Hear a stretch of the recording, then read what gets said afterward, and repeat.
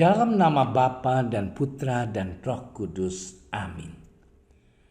Allah yang berbelas kasih, sabdamu adalah terang dan pelita hidup kami. Bimbinglah kami dengan Roh Kudusmu untuk mendengarkan dan merenungkan sabdamu. Dengan daya Roh Kudusmu itu, bukalah telinga dan hati kami untuk mendengarkan sabdamu. Terangilah budi dan hati kami untuk memahami sabdamu. Jernihkanlah hasrat dan jiwa kami untuk meresapkan sabdamu.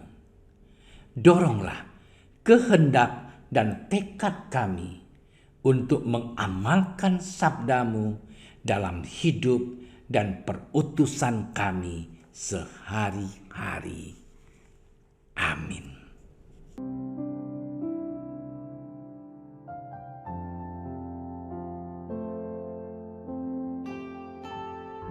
Sekali peristiwa, Yesus bersama murid-muridnya pergi ke tanah Yudea, dan ia diam di sana bersama-sama mereka dan membaptis. Akan tetapi Yohanes pun membaptis juga di Ainon dekat Salim. Sebab di situ banyak air dan orang-orang datang ke situ untuk dibaptis. Sebab pada waktu itu Yohanes belum dimasukkan ke dalam penjara. Maka timbullah perselisihan di antara murid-murid Yohanes dengan seorang Yahudi tentang penyucian. Lalu mereka datang kepada Yohanes dan berkata kepadanya, "Rabi, orang yang bersama dengan engkau di seberang sungai Yordan, dan yang tentang dia engkau telah memberi kesaksian, dia membaptis juga, dan semua orang pergi kepadanya." Jawab Yohanes, "Tidak ada seorang pun yang dapat mengambil sesuatu bagi dirinya kalau tidak dikaruniakan kepadanya dari surga. Kamu sendiri dapat memberi kesaksian bahwa aku telah berkata, aku bukan Mesias, tetapi aku diutus untuk mendahulinya. Yang empunya mempelai perempuan ialah mempelai laki-laki. Tetapi sahabat mempelai laki-laki yang berdiri dekat dia dan yang mendengarkannya sangat bersukacita mendengar suara mempelai laki-laki itu. Itulah sukacitaku, dan sekarang sukacitaku itu penuh. Ia harus makin besar, tetapi aku harus makin kecil." Demikianlah sabda Tuhan.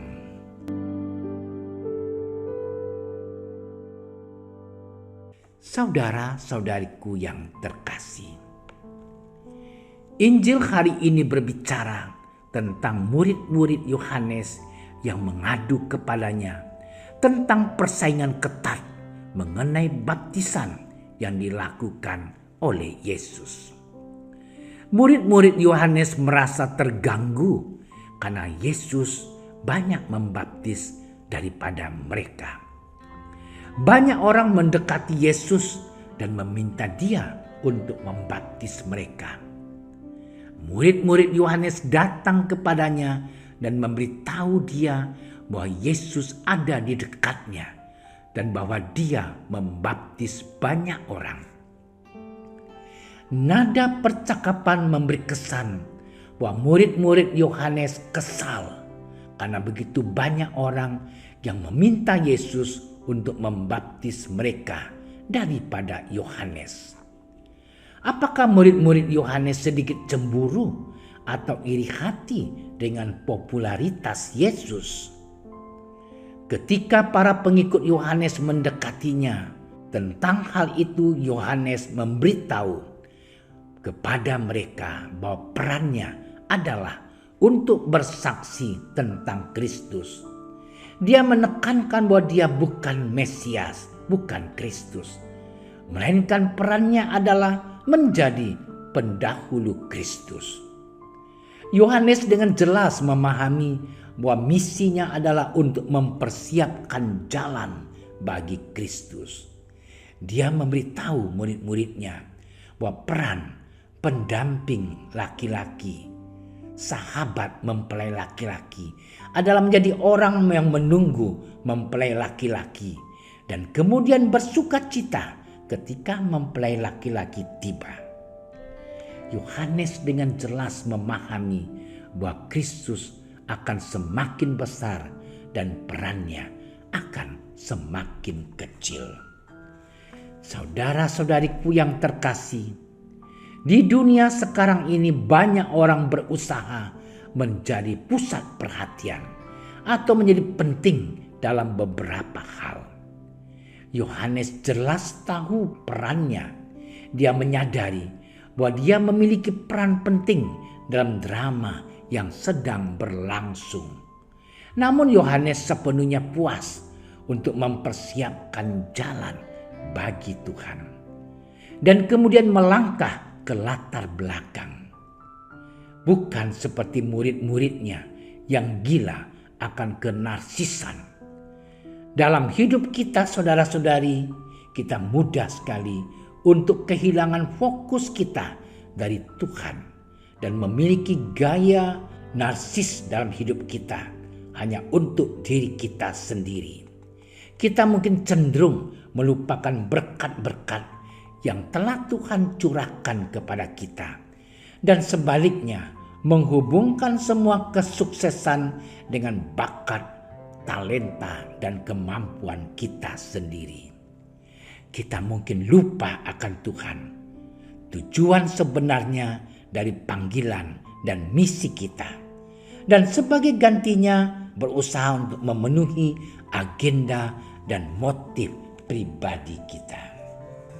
Saudaraku yang terkasih, sangat mudah untuk menikmati kemuliaan, popularitas, dan ketenaran. Sangat memuaskan untuk menikmati sinar matahari, reputasi, dan pengakuan. Tetapi biarkan mereka tidak pernah mengarahkan kita untuk memiliki pendekatan narsis yang hanya melihat ke dalam diri kita sendiri. Saudara-saudariku yang terkasih, marilah kita memiliki kerendahan hati untuk mengakui bahwa itu adalah kuasa Tuhan yang dimanifestasikan dalam pekerjaan kita. Marilah kita menerima bahwa anugerah Tuhanlah yang telah mengangkat kita ke posisi yang tinggi. Mari kita tidak tenggelam di air keruh kesombongan, egoisme. Tetapi marilah kita berlayar bersama dengan Tuhan di atas air bersih, kerendahan hati, dan kelemah lembutan. Saudaraku yang terkasih, dalam Injil hari ini kita belajar dari kerendahan hati Yohanes Pembaptis. Yohanes cukup rendah hati untuk menerima perannya dalam rencana Tuhan. Yohanes tahu di mana tempatnya yang layak dalam rencana Allah. Yohanes selalu siap untuk memberi jalan kepada Yesus kapan saja, karena dia rendah hati dan tidak mau menonjolkan diri. Apakah aku, Anda juga rendah hati dan tidak menonjolkan diri? Dan apakah aku, Anda siap untuk menghilang begitu saja demi seseorang yang lebih berkualitas dari Anda? Selamat bermenung.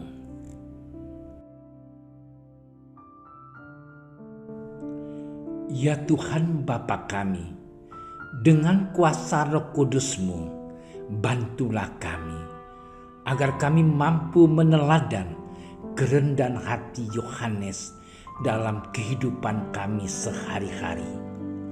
Jauhkan dari diri kami sikap sombong, egois, dan semoga kami dengan rendah hati mau mengakui keunggulan, kesuksesan orang lain, sehingga kami mampu berkata, biarlah dia semakin besar dan kami semakin kecil. Amin. Dalam nama Bapa dan Putra dan Roh Kudus. Amin. Kami berdiri di hadapan-Mu, ya Roh Kudus. Pada saat kami berkumpul di dalam nama-Mu, bersama-Mu sendiri yang membimbing kami, membuat diri-Mu nyaman berdiam di hati kami.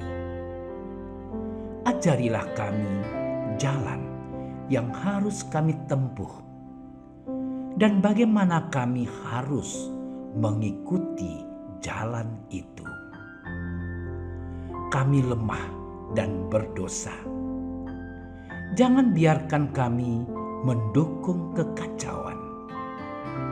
Jangan biarkan kebodohan menuntun kami ke jalan yang salah. Jangan pula keberpihakan mempengaruhi tindakan-tindakan kami. Kiranya kami menemukan di dalam Engkau kesatuan kami, agar kami boleh berjalan bersama menuju kehidupan abadi dan tidak menyimpang dari jalan kebenaran dan apa yang benar. Semua ini kami mohon kepadamu yang berkarya di setiap tempat dan waktu dalam persekutuan dengan Bapa dan Putra untuk selama-lamanya. Amin. Bapa kami yang ada di surga, dimuliakanlah nama-Mu.